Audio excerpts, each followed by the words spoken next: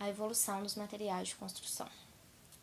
A história dos materiais de construção acompanha a própria história do homem, pois este sempre buscou na casa um local de abrigo e segurança imprescindível à sua sobrevivência e um ponto de referência fundamental para o seu relacionamento com o mundo.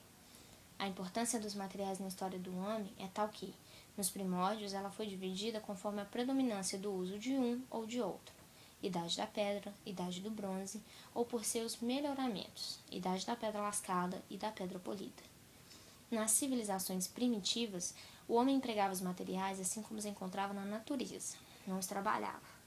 Não demorou muito, porém, para que começasse a aprender a modelá-los e adaptá-los às suas necessidades. A partir daí, a evolução se deu a passos lentos.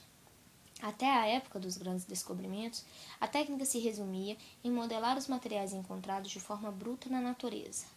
Os materiais que predominavam nas construções eram a pedra, a madeira e o barro. Os metais eram empregados em menor escala. Aos poucos, as exigências foram aumentando e, assim, os padrões requeridos para o uso desses materiais. A necessidade passou a demandar materiais de maior resistência, maior durabilidade e melhor aparência do que aqueles até então empregados. Como, por exemplo, o caso do concreto, onde surgiu a necessidade de um material mais resistente como a pedra, mas de moldagem fácil como o barro.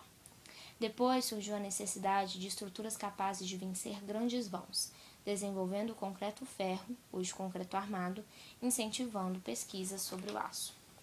Através dos anos, os materiais e técnicas de construção foram mudando. Não que o processo construtivo esteja relacionado a modismos, mas por causa das novas tecnologias que fizeram esta área avançar.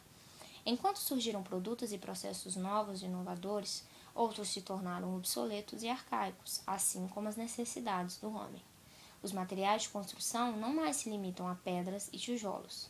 O avanço significativo em relação aos materiais de acabamento, que revestem e acabam os espaços, estão inclusos nessa substituição, inovação e avanço.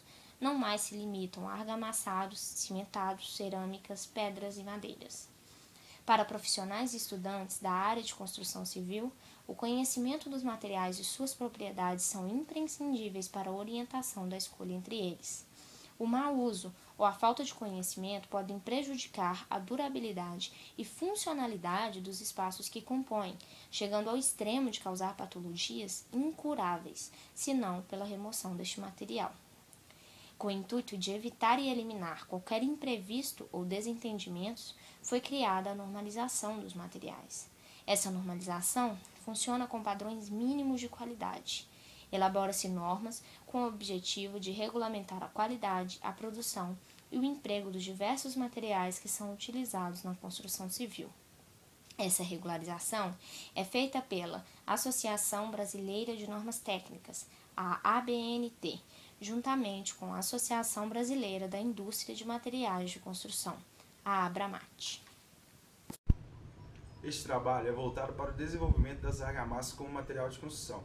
Diante de tantas mudanças que ocorreram ao longo do tempo, as argamassas também se desenvolveram. Será possível perceber como elas eram produzidas antigamente, como foi seu processo de mudança até chegar aos dias atuais e assim fazer um comparativo entre os dois modelos.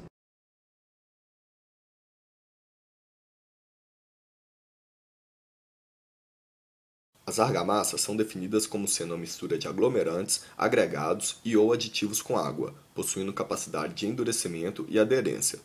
Por volta de 1970, as argamassas utilizadas em obras eram comumente compostas de areia natural e os aglomerantes eram em geral o cimento e a cal hidratada. Assim, definimos a argamassa comum. O tipo de aglomerante ou a mistura de diferentes aglomerantes determinavam a aplicação dessas argamassas, sendo elas para alvenarias estruturais de tijolos ou blocos, chapisco, assentamentos de revestimentos cerâmicos em paredes ou pisos, emboço e reboco. Para cada aplicação das argamassas comum, propriedades distintas devem ser levadas em consideração, uma vez que o cimento e a cal possuem funções ímpares na mistura. Exemplificando, as argamassas de cimento são mais resistentes, porém de mais difícil trabalhabilidade. Adiciona-se cal para torná-las mais plásticas e facilitar o acabamento. A partir de 1945, no fim da Segunda Guerra Mundial, As argamassas colantes começaram a ser pesquisadas nos Estados Unidos com a finalidade de racionalizar os serviços de colocação de revestimentos cerâmicos e oferecer aos consumidores uma alta qualidade nas instalações destes revestimentos ao menor custo possível. A partir desses objetivos surgiu a Dry Set Mortar, uma argamassa colante para assentar revestimentos cerâmicos. No Brasil, a pesquisa foi iniciada em 1964, motivadas por problemas de deslocamentos de revestimento de pisos e paredes, causados por inesperado e elevado consumo de materiais cerâmicos que, em contrapartida, não encontrou mão de obra preparada e em quantidade necessária. Improvisaram-se assentadores para fazer frente aos cronogramas das obras. Argamassas muito ricas em cimento, espessas e processos de assentamentos inadequados proliferaram. Os conhecimentos da arte e técnica de revestir foram se perdendo e, na mesma medida, foram se multiplicando os casos de desprendimento de peças dos revestimentos. O problema foi solucionado com um novo processo de assentamento, inspirado no Dry Set Mortar. Por volta de 1971, foi introduzida a primeira argamassa colante brasileira. Hoje, o processo de colagem está plenamente implantado. As dúvidas iniciais em relação a custos e a segurança dos resultados estão superados. Profissionais de colocação de revestimentos têm conhecimento sobre o uso das argamassas colantes e, quanto ao treinamento de mão de obra, vale destacar a importância de escolas técnicas na formação de profissionais cada vez mais conscientes. Para exemplificar os conceitos abordados, será apresentado o depoimento de um profissional que atua na área e que pode contribuir com seus conhecimentos teóricos e práticos para uma melhor compreensão do que é trabalhar com as argamassas. Luciano, trabalho na empresa Valemassa, Indústria e Comércio de Argamassa. Vamos falar um pouco de argamassa, explicar o que é uma argamassa, o seu comportamento e algumas patologias que acontecem em revestimentos. Então, o que é uma argamassa? A argamassa ela é composta de aglomerantes e agregados. O que é um aglomerante? Aglomerante é todo aquele material que, ao entrar em contato com água, ele ganha forma, tem como moldar e, após secagem, ele ganha resistência. Então, um dos aglomerantes mais famosos que a gente tem aí, mais conhecido, é o cimento Portland, que é um dos mais usados no mundo. Outro aglomerante também bastante conhecido é a cal. Com relação a agregados, o agregado você tem ele como areia natural, né, que é a areia que você retira do rio, e também a areia artificial. Você pega uma rocha e você moe a rocha e corta em várias peneiras para fazer a distribuição granulométrica. Daí você pega a areia que você quer, né, para você fazer a sua argamassa, seu concreto. Tipo de argamassa: argamassa para revestimento de paredes e tetos, né? Essa argamassa, aqui a gente tem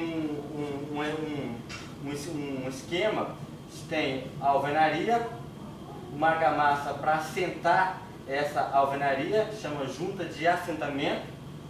A gente tem em cima da alvenaria tem o chapisco. O chapisco ele é importante para ele ser ponte de aderência, para que a camada que vai vir após o chapisco, que é o embuço, ele tenha maior aderência à parede, né? Então o chapisco ele serve como ponte de aderência. Após o chapisco, né, vem o embuço, e após o embuço vem o reboco.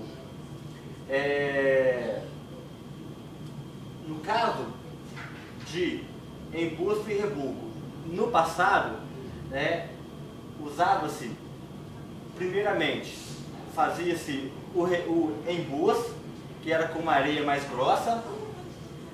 Após feito o embuço, depois que ele curasse, fazia o reboco. O reboco, aí fazia o reboco, que é com a areia mais fina, para dar um acabamento mais bonito, para não ter aquele acabamento áspero. Quando você passa a mão, né, ele está arranhando a sua mão. Então você faz um embuço com areia fina. Daí, se você for fazer só o seu revestimento, se você escolher por fazer o revestimento cerâmico, você não faz o emboço, só faz o reboco. Você vem após chapada a massa na parede, e assim que a massa chegou no ponto de dar o acabamento, o pedreiro vem, faz o sarrafeamento, que ele pega a régua e ele corta a argamassa, fazendo o sarrafeamento. Esse é o ponto para você aplicar o revestimento cerâmico.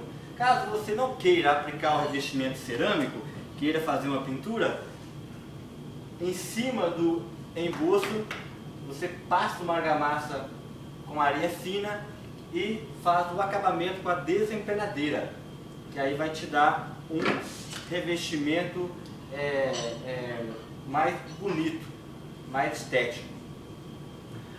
Acontece que hoje não se usa mais fazer essas duas camadas. Primeiro o emboço com areia mais grossa e depois o reboco com areia mais fina. Hoje, com um tipo de areia, você faz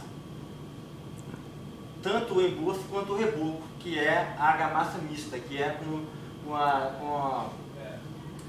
que chama o reboco paulista. Você faz a mesma argamassa, você faz tanto o reboco quanto o emboço. A preocupação com esse tipo de revestimento, camada única, é que a areia muitas vezes em obra não tem controle granulométrico. E daí, se a areia ter maior quantidade de finos, ter uma quantidade de finos alta, ela vai querer mais água para ela chegar na trabalhabilidade que o pedreiro gosta de trabalhar. Ela pedindo mais água, você vai ter mais água no sistema. Qualquer variação que tiver no conjunto, chapisco, estrutura, alvenaria, reboco, emboço, vai trincar o seu revestimento. Então, uma argamassa industrializada, que é o caso da Valemassa, todas as areias que a gente recebe, ela tem um controle granulométrico. Ela tem uma quantidade de finos ideal para que não aconteça esse tipo de fissura. Vamos falar de argamassa agora de revestimento cerâmico, para revestir pisos e paredes cerâmicas. No passado, no método antigo, como que era feito esse tipo de revestimento? Você tinha, por exemplo, uma laje ou um concreto magro, né?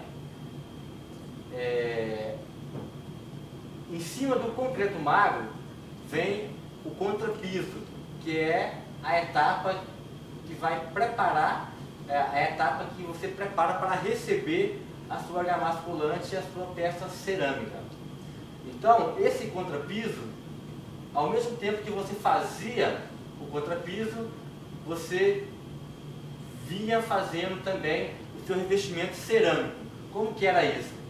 Fazia o contrapiso, já fazia uma nata de cimento, uma pasta de cimento, e assentava a cerâmica em cima dessa nata de cimento. Essa cerâmica, ela tinha que ficar dentro de tambor de água antes de ser assentada, para ela absorver a água, e no momento que você assentar essa peça cerâmica, ou quando ela entrar em contato com a pasta, ela não absorva a água da argamassa. Porque se ela tirar a água da argamassa, vai faltar água para hidratar o cimento. Então você tinha que molhar a peça cerâmica antes, né? Então, esse método é um método que tinha baixa produtividade, porque você tinha que fazer tanto o contrapiso quanto a pasta e assentar o revestimento. Muita sujeira, né? Mexer com cimento, com pasta de cimento, muito sujeira. Maior trabalho para se mexer. E mais demorado, né? Que se você começasse a fazer um quarto, por exemplo, você tinha que acabar esse quarto todo, né? Não poderia parar ali no outro dia e começar novamente. Então, aqui tem um esquema, né? A gente tem aqui um solo, ou a gente tem um concreto magro, né? Concreto magro. o contrapiso, a pasta e a cerâmica. Com o passar do tempo, devido a esse processo gerar várias patologias em revestimento, né, sentiu-se a necessidade de aprofundar nesse tipo de assentamento para descobrir uma maneira de você evitar patologias, né, e foi descoberto, criado a argamassa colante. Na argamassa colante, você tem o tipo AC1, o tipo AC2 e o tipo AC3. O que significa isso? Né? Você tem o tipo AC1. Nesse caso de argamassa colante, o seu contrapiso ele já está pronto. Já está pronto e já está curado. Né? Então, ele já está pronto para receber a sua argamassa colante. Então, você tem o contrapiso, tem a argamassa colante, só pega a argamassa colante e assenta em cima, pega a peça cerâmica e assenta em cima da argamassa colante.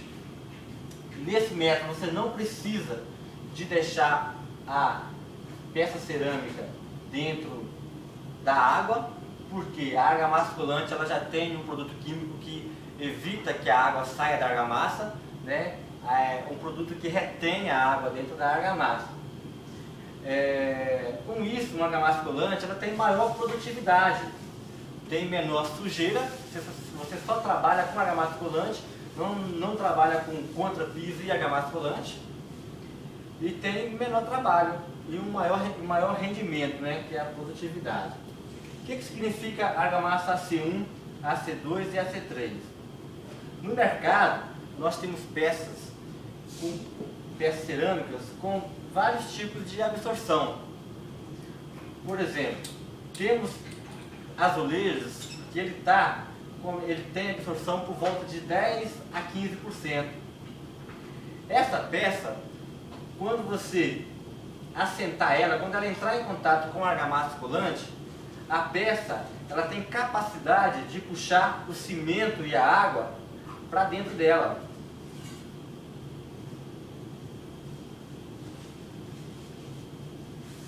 Assim, a gente diz que isso aqui é uma ligação física. Por quê? Porque a peça consegue puxar o cimento e a água para dentro dela. Mas esse tipo de argamassa ele não pode ser sentado em qualquer ambiente. O ambiente recomendado para AC1 são ambientes internos, onde você não vai ter variação de temperatura. Se houver um ambiente que há variação de temperatura, como por exemplo banheiro, área externa, varandas, a AC1 ela já não serve, porque ela é uma argamassa mais rígida. Mas a gente tem a AC2, que ela é uma argamassa flexível. Então, se houver alguma variação de temperatura, alguma mudança no sistema, a argamassa ela tem capacidade de acompanhar essa variação e não soltar a placa cerâmica. Na argamassa colante, AC2, algumas peças têm absorção entre 3 a 6%, bem menor do que a anterior, de 10 a 6, de 10 a 15, 3 a 6%. Então, essa peça vai ter uma maior dificuldade de puxar a água e o cimento para dentro dela. Daí, você tem que adicionar um produto químico que vai fazer uma ligação entre a argamassa e a peça cerâmica, que é uma ligação química. Você precisa de um produto químico que faça essa aderência, que é um polímero. No caso de argamassa e argamassa AC2, ela é recomendada para banheiros, para ambientes externos, né, que há variação de temperatura. No caso de peça cerâmica com baixa absorção, como por exemplo o mármore e o granito, ele tem 0% de absorção. Então, se você colar uma peça dessa com tipo AC1, por exemplo, né, com certeza ela vai ter uma patologia, ela vai soltar no futuro. Então, você melhora a sua argamassa AC2 com esse produto, colocando um produto, uma maior quantidade de polímero para fazer essa ligação entre a argamassa e a peça cerâmica. Também é uma ligação química. Aqui a gente tem um exemplo de argamassa deformável e argamassa rígida. Argamassa deformável, AC2 e AC3. Argamassa rígida, argamassa AC1. Se você assentar seu piso com uma argamassa deformável, por exemplo, aqui, supondo que a base, o contrapiso, ele vai retrair. Supondo que não houve cura, não se esperou a cura suficiente do contrapiso para assentar a argamassa. Então, quando a argamassa ou o concreto está secando, está curando, ele tende a retrair, diminuir o seu tamanho. Se a gente perceber aqui, ó, que a peça, o contrapiso, a argamassa, o contrapiso está retraindo. O contrapiso retraindo, a argamassa colante deformável, ela acompanha o contrapiso. E ela não solta o revestimento. Diferente da argamassa rígida. Por exemplo, aqui, se você assentar com a C1, o contrapiso está retraindo, a argamassa colante está tentando e solta o seu revestimento. Não consegue acompanhar a deformação que está ocorrendo no contrapiso. Por outro lado, se houver uma expansão do revestimento, porque revestimento cerâmico, quando ele absorve água, ele tende a expandir, porque é um material produzido com argila. A argila tem essa característica. Ao receber água, ao absorver água, ela tende a expandir. Então, se há uma expansão da peça cerâmica, a argamassa que é deformável, que é no caso a C2 e C3, ela vai acompanhar. Ela acompanha essa deformação no salto do revestimento. Por outro lado, a argamassa rígida, no caso da AC1, se o revestimento ele está expandindo devido à absorção da água, a argamassa ela vai soltar esse revestimento, ela não vai segurar, ela não vai acompanhar essa deformação. Então são um tipo de patologias que a gente vê acontecendo muito aí no dia a dia. Fabricação de argamassas. As argamassas ensacadas são fabricadas em complexos industriais, onde os agregados miúdos, os aglomerantes e os aditivos em pó são selecionados, misturados a seco e ensacados. Por serem produzidas por processos industriais mecanizados e com controles rígidos de produção, as argamassas ensacadas apresentam grande uniformidade de dosagem. Isso significa dizer que se pode conseguir a repetição de um traço com um grau de confiança satisfatório. Como dito anteriormente, as argamassas são materiais de construção com algumas propriedades e características específicas, como por exemplo, rugosidade, aderência ao substrato, resistência mecânica, porosidade e estanqueidade. De forma geral, as argamassas são obtidas a partir da mistura de um ou mais aglomerantes, agregados miúdos e água, podendo conter aditivos e adições minerais. O resultado final deste conjunto de matérias-primas é que definirá o comportamento do produto final. Controle tecnológico. A fim de verificar a mistura final, são realizados ensaios baseados em normas técnicas com a argamassa. Esses ensaios determinam a trabalhabilidade, o índice de consistência padrão, o teor de ar incorporado, a retenção de água, a resistência à tração na flexão à compressão, mais conhecido como rompimento de corpo de prova, e a granulometria do material.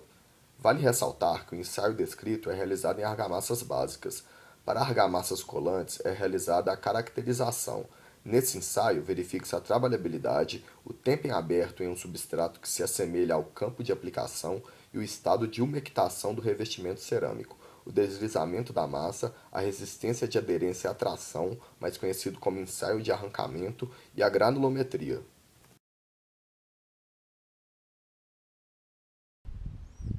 Após apresentar toda a história, preparo, finalidade e conceitos acerca da argamassa, é possível identificar sua evolução como material de construção, em conjunto ao seu rigoroso controle de qualidade. E dessa forma, chegamos ao fim deste vídeo. cujos intuitos principais são de introduzir, ensinar e esclarecer ao máximo tudo sobre esse produto. Pelas exigências do mercado, as argamassas tendem a se desenvolver aprimorando a sua composição e, consequentemente, a sua aplicabilidade, onde se observa seu papel fundamental na construção civil devido às suas diversas formas de uso.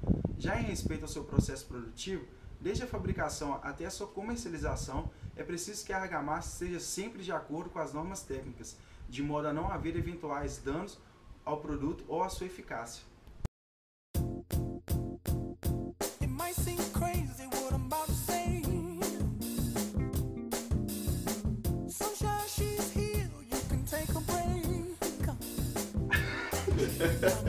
Hot air balloon that could go to space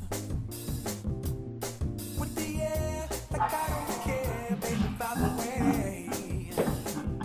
Because I'm happy. Clap along if you feel like a room without a roof. Because I'm happy. Clap along if you feel like happiness is the truth. Because I'm happy. Clap along if you know what happiness is to you. Clap along if you feel like that's what you want.